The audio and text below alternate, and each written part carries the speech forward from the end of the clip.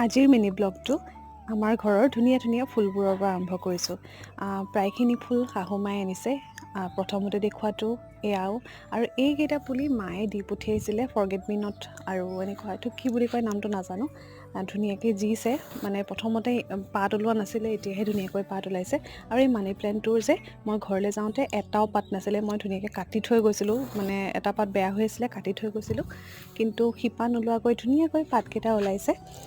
আৰু এই চকলেটটো এখেতৰ মোৰ হাজবেণ্ডৰ ষ্টুডেণ্ট এগৰাকীয়ে দিছে, ডুবাইৰ পৰা আনিছে বোলে। আৰু এয়া আমাৰ ৰুৱে আজি বজাৰ কৰিবলৈ গৈছিলে, দেখিছেনে তাই দুষ্টামি। বিহুৰ বজাৰ কৰিবলৈ অকণমান ওলাই গৈছিলোঁ, আৰু তাৰ পাছতে পেহীহঁতৰ ঘৰত সোমালোঁ কিবা কাম এটাৰ বাবে, কাৰণ পেহীহঁতে তাইক লৈ বৰ হেঁপাহ কৰি থাকে। আৰু এয়া চাওকচোন, তাইৰ পেহাৰ কোচত উঠি নামিবই ইচ্ছা কৰা নাই, কাৰো কোচলৈ নোযোৱাই হৈ থাকিলে। আজিৰ মিনি ব্লগত ইমানখিনিয়ে, নতুন মিনি ব্লগত পুনৰ লগ পাম।